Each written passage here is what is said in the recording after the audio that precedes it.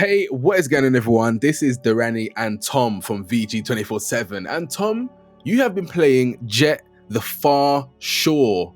Tell me what you think about it, because for me, when I first saw it, it looked a bit No Man's Sky-ish. I think that's a cheap comparison, but tell me exactly what it is, because I'm not sure just by looking. I can only go off aesthetic, but tell me what it is. Yeah, so I think from what they showed off, it's been at multiple PlayStation sort of streaming event things over the last year or so. It kind of, I guess you could say it did look a bit like No Man's Sky. It's got that kind of exploration, unexplored worlds type thing. You fly around a little ship and see what's there on this new planet. But it doesn't really play or feel anything like No Man's Sky.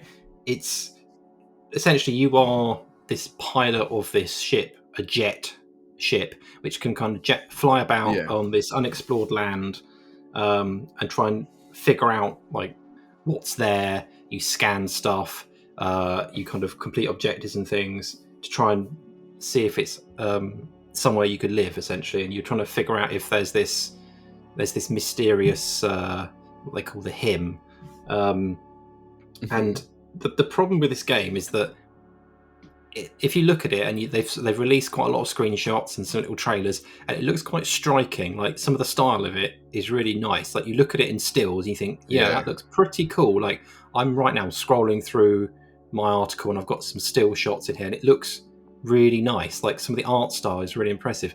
But then you fly this little ship around and it's this ship controls so badly. Like the problem is, right, this is a game, I've seen it called an action adventure game. It is not action.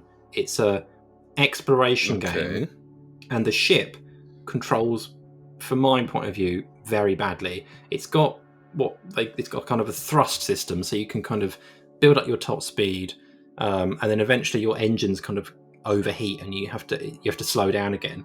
But you can eventually unlock stuff where you use vapor to keep your top speed high. But you very rarely get to kind of top out the speed.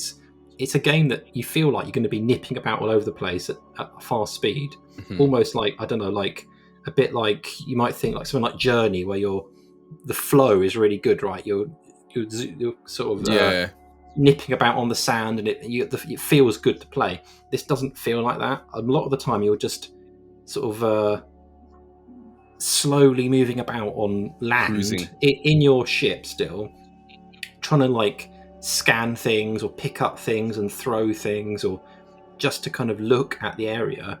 And the problem is that the ship, the Jett, either moves very slowly, like unbelievably slowly, or very fast, or faster than that still. So when it's to control it properly, you need it slow, but that makes it so tedious to go around this land and do anything is quite annoying when you're slow.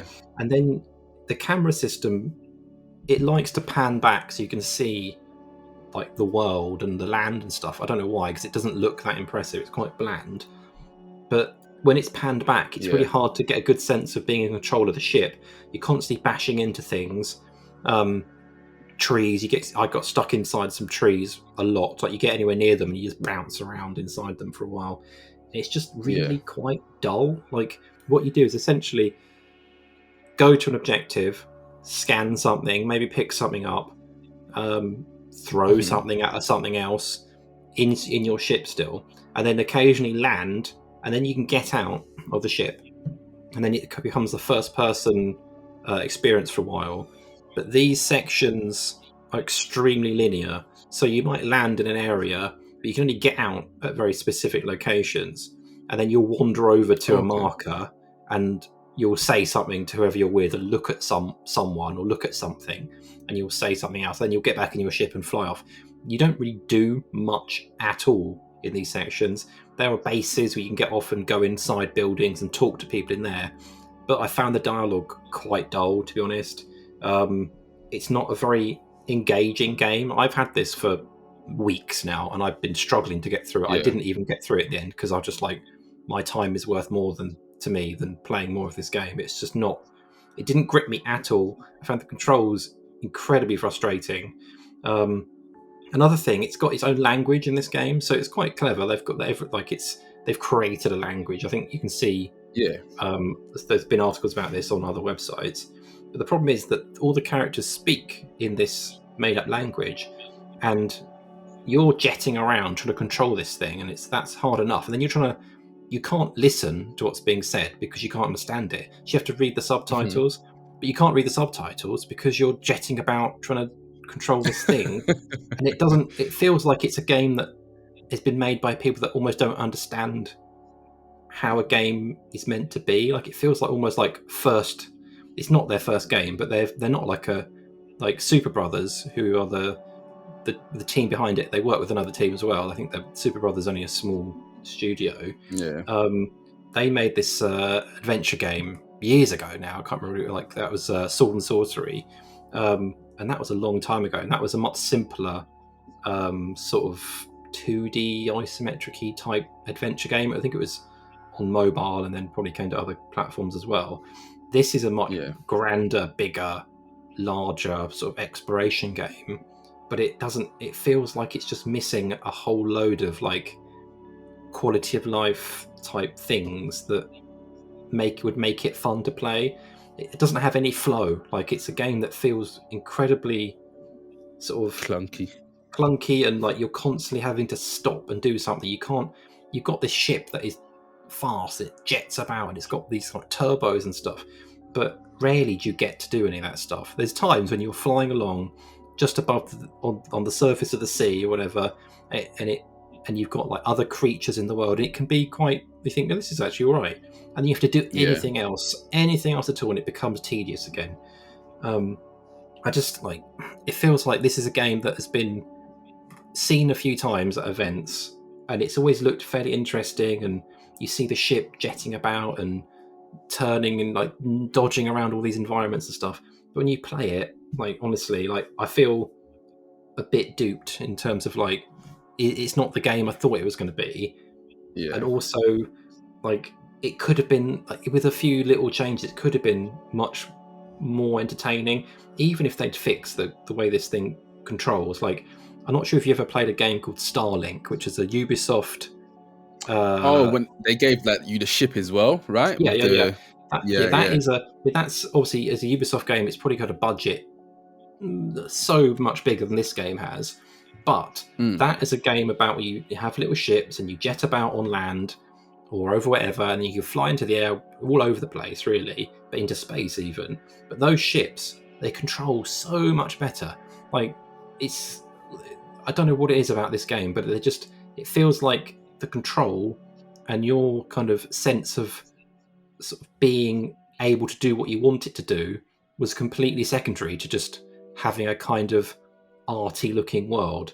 I mean, I don't think it, like, the main game, which is the jetting about on land, doesn't even look that impressive. It's quite bland. Like, there's very little like color. They're all kind of fairly dull tones, I would say. It only really starts to look good when you're in the first person sections, where you get to see a better sort of angle of the world, and some of those areas actually look quite nice, particularly some indoor bits. But they're so few and far between, and they're so limited by, you just wander along a path to get to a point, and then you go back into the jet and you're off again. So I mean, I haven't finished it, so I should say there could be a big revelation. Maybe the story comes together and it's like, wow, incredible, like they really nailed it. But from what I've played, which is a big chunk of this game, I didn't really get a sense that was going to happen. Like, maybe it is, and I'm sure, like, if for some reason, like, the controls just rub me the wrong way, and you might play it and think, actually, yeah, it works fine, you can probably get over some of these problems. But some of it is just, what you do in it is not particularly exciting. So it feels like an exploration game where you're not exploring anything worth looking at, which feels like a massive problem from my point of view.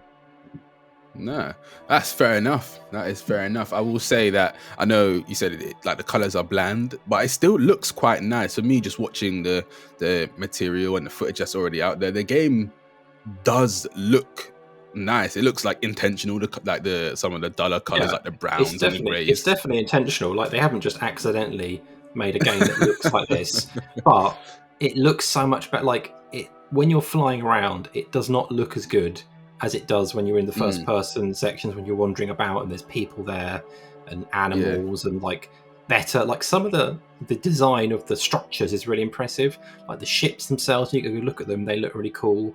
The art style of all the characters is really nice. There's some sort of cave type bits that look really impressive, but these are all very brief sections in what is mainly a game where you awkwardly move around in this ship. Is it open world? It's open in that there are areas that you can just fly around. It will, if you go off the path too much, sometimes it will point you back and go, right, you've got to go over here and do this. Yeah. So it's not, you can't just go back to every location again. But I never got, apart from once where I got turned around, I never felt like I was in a restricted area. Like it's pretty big. Like it's got to be big because this Jett can go about quite quickly.